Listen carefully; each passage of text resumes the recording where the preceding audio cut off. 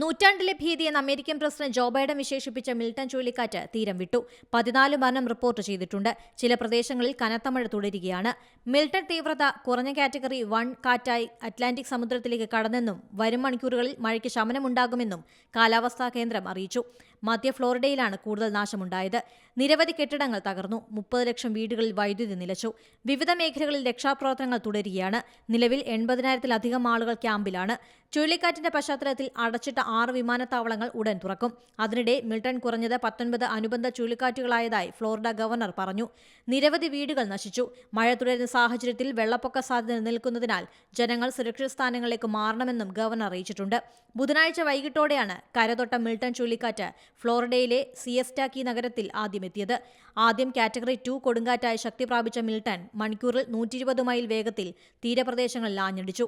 മുൻകരുതലിന്റെ ഭാഗമായി ഫ്ലോറിഡയിൽ അടിയന്തരാവസ്ഥ പ്രഖ്യാപിച്ചിരുന്നു. ഫ്ലോറിഡ തീരത്ത് അതീവ ജാഗ്രതാ നിർദ്ദേശമാണ്. ആയിരക്കണക്കിന് പേർ വീടുകളൊഴിഞ്ഞ് സുരക്ഷിത സ്ഥാനത്തേക്ക് മാറിയിട്ടുണ്ട്. ആഴ്ചകൾക്ക് മുമ്പ് അമേരിക്കൻ തെക്കുകിഴക്കൻ സംസ്ഥാനങ്ങളിൽ കനത്ത നാശം വിതച്ച ഹെലൻ ചുഴലിക്കാറ്റടിച്ചിരുന്നു. ഇതേ തുടർന്ന് 232 പേരാണ് മരിച്ചത്. 2005-ലെ റീത്ത ചുഴലിക്കാറ്റിന് ശേഷം ഏറ്റവും പ്രഹരശേഷിയുള്ള കൊടുങ്കാറ്റായിരിക്കും മിൽട്ടൺ എന്നാണ് പ്രവചനം.